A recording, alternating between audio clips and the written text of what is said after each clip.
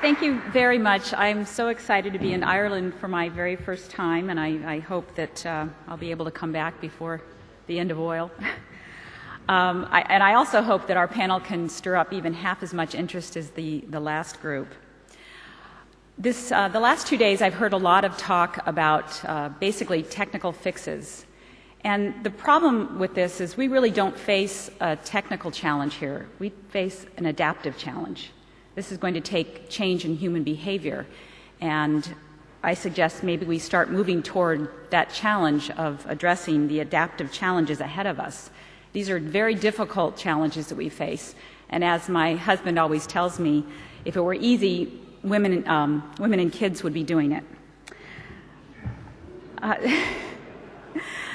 7 years ago, to this very week, I was in Scotland trying to get to my son's wedding at Dundonald Castle, and it just happened to coincide with the petrol crisis that was going on in the UK.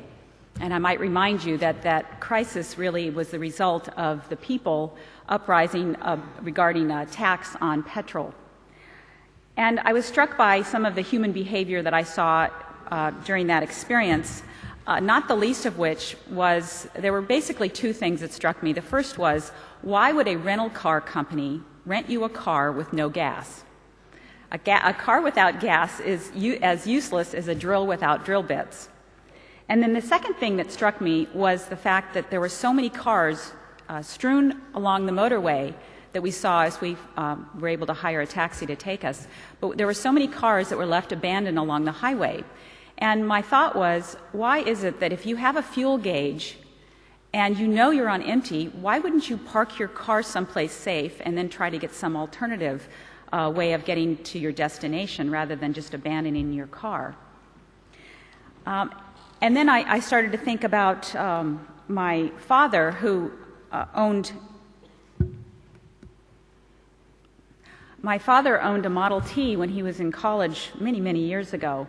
And the Model T did not have a fuel gauge. And he used to tell us the story that you would have to check your fuel gauge. The fuel tank was underneath the passenger seat. And you'd have to lift up the passenger seat, open up the tank, and stick a wooden stick in there to see how much fuel you had. And he said that one time he was driving along and he decided he would try to check the fuel on the fly. And so, he's doing this, and before he knew it, there was a bend in the road, and he almost ended up in the Genesee River. I'm convinced that that is where we are right now. We have no fuel gauge, and we're trying to check our fuel on the fly, and we'll be very fortunate if we don't end up in the Genesee River. I returned from Scotland very shortly after, and I stood for election to the Huntington Beach City Council, and immediately upon election was thrust into an energy crisis in California.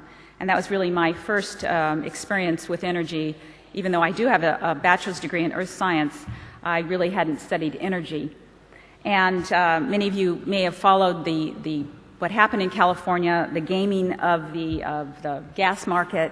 And California became the laughingstock of the nation, partly because of our botched deregulation scheme. But in fact, absolutely no one had stood up to disagree with the scheme that was proposed to deregulate the industry. And really, all they did was make it far more easy to game the system and for Enron to get into the trouble that they ultimately got into. But the crisis had profound effects on California. And actually, not all bad. One of the first things that happened was that our governor was recalled, and the first time ever a governor was recalled in California, and replaced by you-know-who, Arnold the Governator, as we call him. I wanted to give you a little perspective on California as it relates to Ireland. There are 37 million people in California. We are the 8th largest economy in the world, but we're also the 12th largest emitter of greenhouse gases. So what we find going on in America is largely that the federal government is almost irrelevant to the issues we face with greenhouse gases. And so it's really, I'm quite proud that California has taken the lead in addressing greenhouse gases, and there could have been no one better to do it than Arnold Schwarzenegger.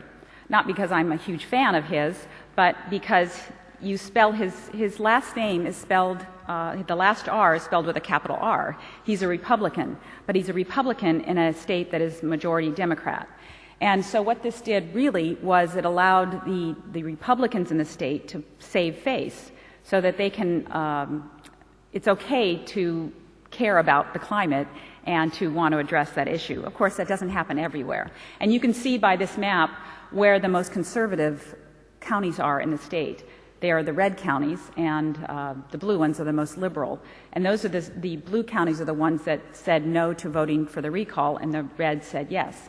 I live in the reddest of all red counties in California. I live in Orange County, inappropriately named. Really should be Red County. But, and to give you a little more perspective, Orange County has a population of 3 million people. The population of Ireland is 4 million. We're about 800 square miles. Ireland's square miles is about 32,000 if you still know what a square mile is, because I can't convert to the metric system. One of the other outcomes of the energy crisis was that Californians now save electricity unlike any other state. We also have the highest energy costs in the United States, and that has been a huge deterrent to our consumption of electricity. But we also have we've incentivized efficiency for the utility companies, and you have to do that because utility companies are in the business of selling power. So they want to consume, and they want their people to consume. But California incentivized saving and incentivized things like the Million Solar Roof program that Schwarzenegger put forward. And so 1 year ago, almost today, the governor signed a bill, AB 32, which is basically an adoption of Kyoto. And immediately he assigned the Air Resources Board with the job of figuring out what needs to be done. And they are very dutifully working on programs. And most of the eastern states as well as the western states are pretty much copying California with their programs. And some very strong alliances have been formed as well. But immediately after some of the things that California did, we got sued by the auto industry because they were trying to claim that we had to follow federal regulations with regard to auto emissions. But just last week, I believe it was last week or the week before, the lower court has ruled in California's favor, and so we're hopeful that we will be able to proceed and that eventually Bush will be out and then everything will change. So the real question is, why am I here? Why does local government matter? Well, local government, I think, matters more in the United States, matters more than state or federal government. And I've heard a lot of, over my 3 years of giving peak oil talks, I hear a lot of bashing of Washington and state government and that sort of thing. But the reality is the rubber meets the road at the local level. And so I think that's where most of the work needs to be done in convincing people that we have a huge problem. In the United States, 90% of all money that is spent on environmental programs is spent actually at the local level. So if there's an environmental impact report, that's done at the local level. All land use is done at the local level. Building codes are done at the local level. We have the closest relationship to the public, and the public actually, despite what you may think, they actually trust local government the most and the federal government the least. So we have the ability to be most impactful on our citizens and hopefully persuade them to come along with us. There are a lot of reasons, though, that local government will act. They don't always act in the same way. Let's face it. You act for your own reasons. You don't act for my reasons. And so you have to find out what their niche is. So in the red counties or the red cities, they will probably be most persuaded by cost savings. And in fact, that's what we find. In Southern California, there's a lot of kind of anti-climate discussion, but you can usually get these people with the cost savings that are possible. There's also some image issues. Sierra Club, which is an environmental group in the United States, has a Cool Mayor program, and so a lot of mayors want to be cool, so they sign on to the Cool Mayors. And there's the U.S. Conference of Mayors, which has a program, the Climate Protection Agreement, that a lot of mayors and my city has signed on to. And obviously some are persuaded by the sense of urgency, and those are mostly in the northern part of the state, which is the largest blue component of California. I thought I'd give you a little perspective on my city. However, I'm not really here to tell you the programs that we're adopting as much as to give you maybe a deeper respect for your own communities and understanding of what you can do and the impacts that you can make in your communities, because I believe that they're absolutely essential to us dealing with this problem. Huntington Beach is actually an oil town. We're about 100 years old, and this is how our beachfront looked back in the 60s. The first time I drove through, I thought this has got to be the ugliest city I've ever seen. And it is trying to transform itself into a tourist destination. My colleagues, my 6 colleagues on the City Council, know my perspective on tourism, that it's maybe not the wave of the future, but irrespective, we're still trying to transform us into a destination resort. And you can see there's been quite a transformation along our beachfront property. Huntington Beach is 27 square miles. We're 200,000 residents. We have 1,100 employees in the city, and we have 8.5 miles of beach. We also get 11 million visitors every year, and our pier is one of the most popular sites to visit in Southern California.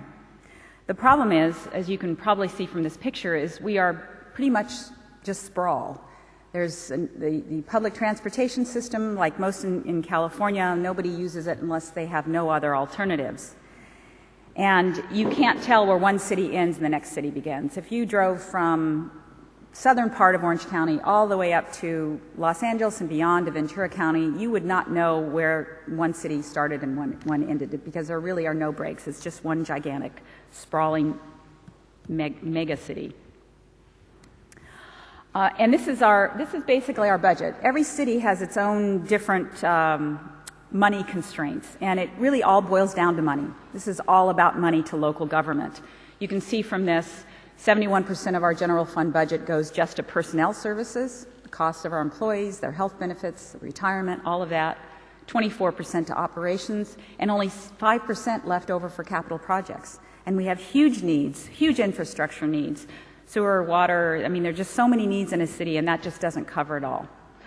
Our city services, I was really astonished to learn how much fuel, because no one really had asked our staff before some of these questions that I asked over a year ago. And our city services, police, fire, all of the public works, that sort of thing, consumes 495,000 gallons of fuel each year.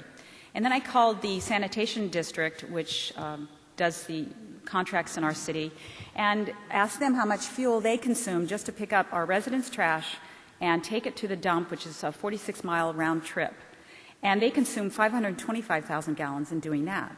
So more fuel is consumed just in getting rid of trash than all the services that we provide. And by the way, our emergency services, our fire department alone, responded to 13,000 calls last year. 10,000 of those were for emergency medical needs. So most of what your cities are doing now has nothing really to do with fire. It's all about ambulances and medical responses. So you have to think about that as we go forward. How will we respond in these kinds of emergencies? And how can we reduce our trash? Because that is just an absurdly high number. And by the way, when the cost of fuel goes up $1, that's an extra $1 million just for our city, not including the trash side, just for the city side. It's $1 million a year out of our general fund, and we have such tight budgets that it's very difficult. Our electricity bill a year is $4 million.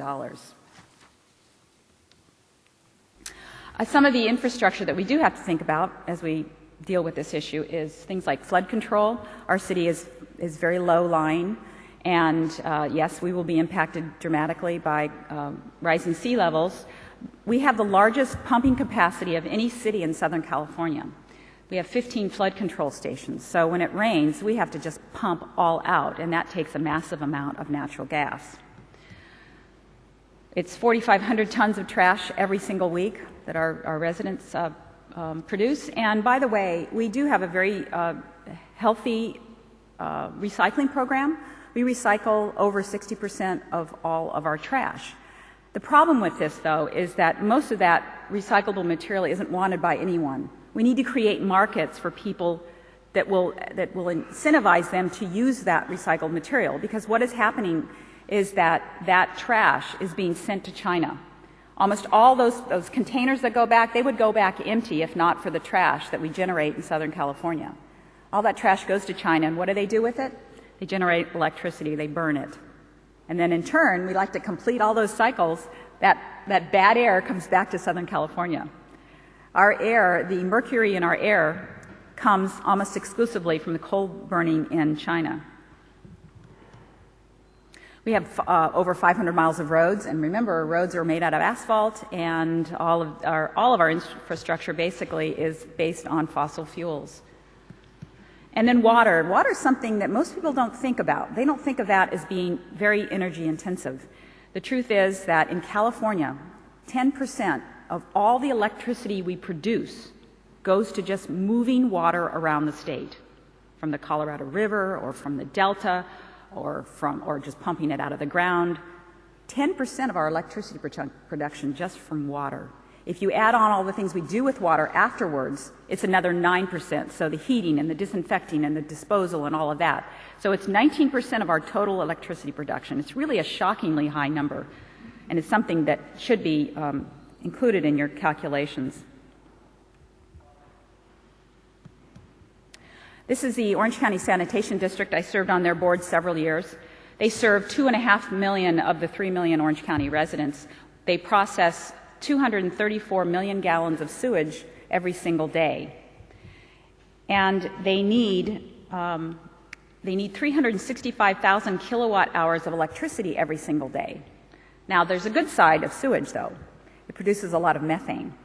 And they right now generate 280,000 kilowatt hours per day of electricity, so they're able to offset their demand, and they could actually go much higher, and they have plans to do that. I think they could actually be completely self-sufficient on their energy demand. So there is a good side of sewage.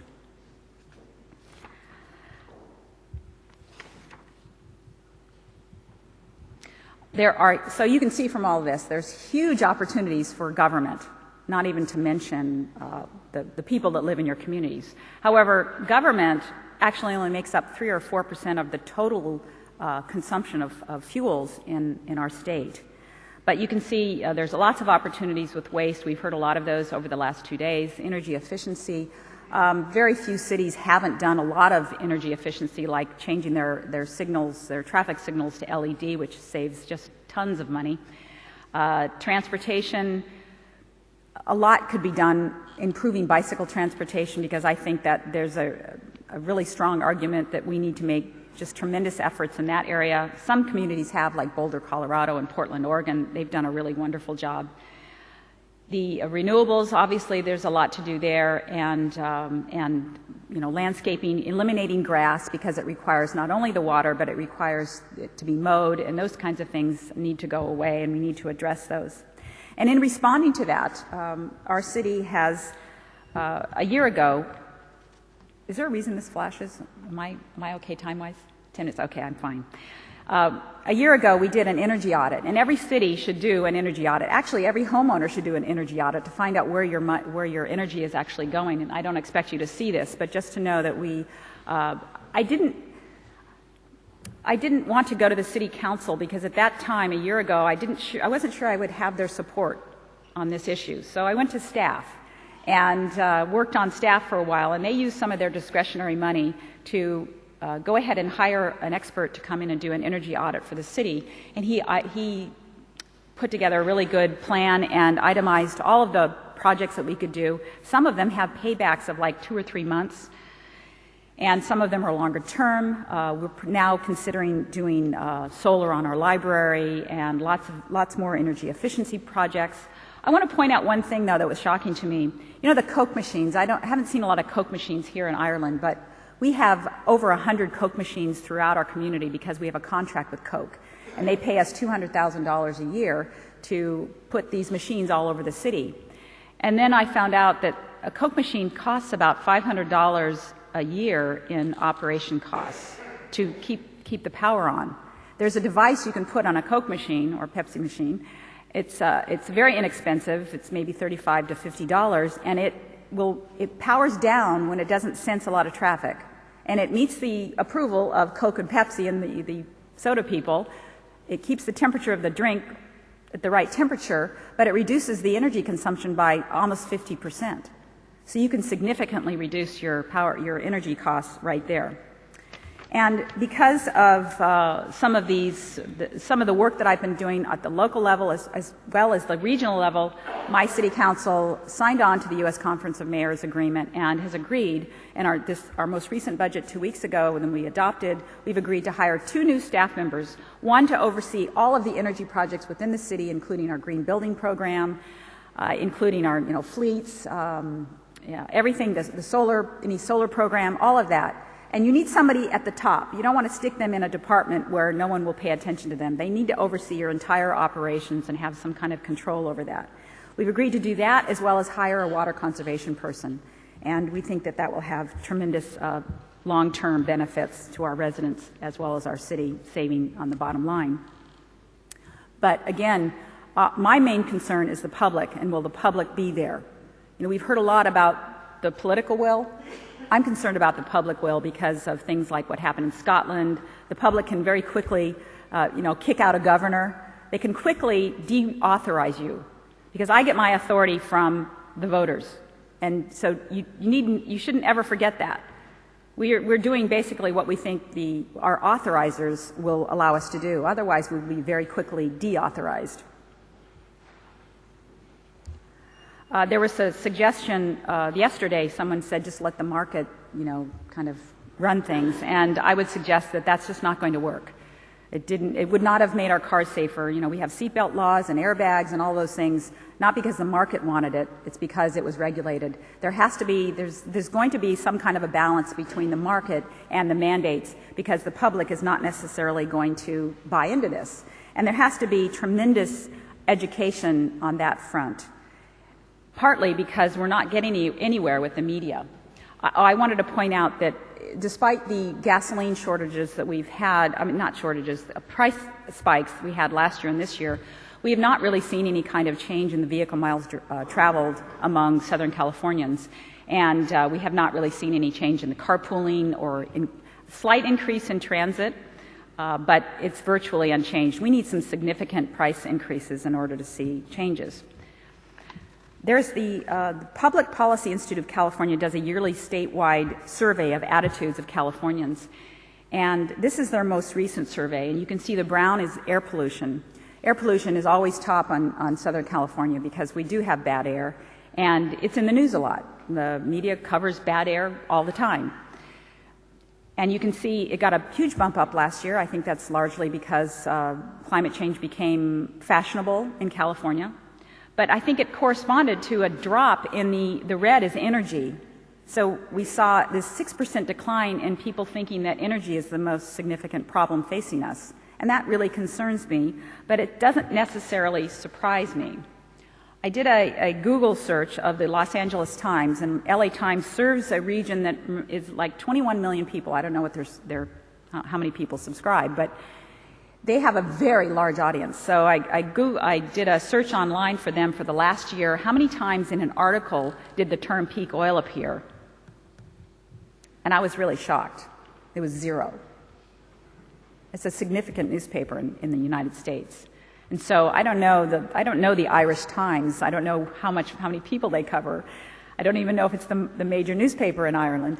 But I did the same thing for the Irish Times, and I got 34.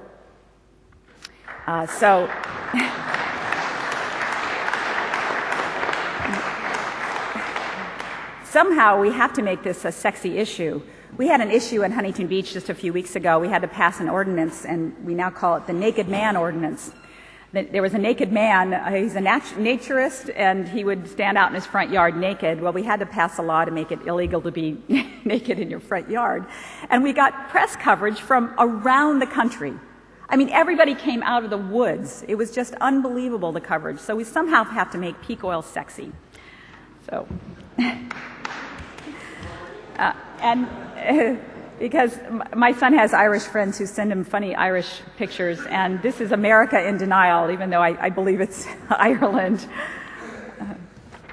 And I'm pretty close to being finished. And this was also from that survey, how serious do Americans think global warming? I mean Californians, and it's taken a huge bump up. It's now 54% think global climate change is very serious. And the response in the United States has actually been quite significant, especially over this last year. The U.S. Conference of Mayors now has this, you sign on if you want to basically sign on to the Kyoto agreements, and it's 672 mayors, 103 in California. So 200 were added just since March. So there's a much heightened awareness of climate and desire to do something. I wanted to learn more about Ireland and the perspective here, and so I found this survey, again on the Irish Times. I don't know what date it was, but I thought it was interesting. It's not necessarily shocking. I heard a lot of the sentiment here that you don't think there's the political will. And so I thought I'd remind you of this, but also suggest that public opinion precedes political will, and that the media drives public opinion. So what now? Well, some of you men may not like my next comments. It's a little bit like being asked by your wives to take out the trash. You know you have to do it, but you really don't want to. And so I would like to suggest a few things that we need to do. First of all, there's a huge amount of inertia that has to be overcome. There's just a huge amount of inertia in government. It's very difficult to change that ship. At some point, you know you're going to hit the iceberg, but there are things you can do to manage the risk. The first one is you need to get involved in this issue. You can't just know you got to take out the trash. You have to take out the trash. But you need to know how to do it, how to interact with elected officials. Because we get a lot of people who come to our public comments and, tell us how stupid we are. Well, we know we're stupid, but, if you want to work with us, you have to do a little bit more. You need to know how to deal with elected people. You first have to frame the issue properly. If if you know it's a red county, then go at it from the cost area, and if you know it's a blue county, you can go at it from climate change. Are you the best messenger? How many people in this room are from academia? I've never had anyone from the university come and meet with me to tell me about an important issue that we're facing, ever. And I doubt there may be a few of you who actually have tried to lobby your city people or elected officials, but we need more interaction with people who have brains, because remember, we have half a brain. The people elected us. So make sure if you really are passionate about this issue like I am, I make sure I take an expert with me. And that's where ASPO USA was very helpful to me, because I was able to pick up Jeremy Gilbert and some Julian Darley and a number of other people from the United States, and take them with me to convince people. And actually what I did was put on a conference for elected officials and policymakers in Los Angeles. And you also need to know, are you responding to their needs? Because again, they're going to do it for their reasons, not your reasons, and you need to understand what their needs are. You need to know what their resource limitations are. They usually don't have staff to assign to this issue, so if you can do anything to help them develop a resource base, whether it's finding funding or finding people or finding expertise, there's so much brain power in this room. It really just takes passion on your part and some persistence and dedication, and you really can achieve a tremendous amount. And you have to remember that you only can influence people who respect you and you have a relationship with. Just if I could leave you with one thought, it's relationships are primary and everything else is derivative. So do everything you can to form a great relationship, and you're just amazed at the change you can make. I love, this is my last slide, I love Jared Diamond's book, Collapse, that came out several years ago. He has one section in there that really struck me. He's asked the question, what was the guy thinking when he cut down the last tree on Easter Island? Was he thinking there must be more around the other side of the island? Was he thinking that they'll find some alternative? Was he thinking that if we just build one more stone statue, that it will solve all of our problems, we will appease the gods? And that left me with a question, which is, was there anybody on the island questioning this guy who was taking down the last tree? So thank you very much. It was an honor to be here.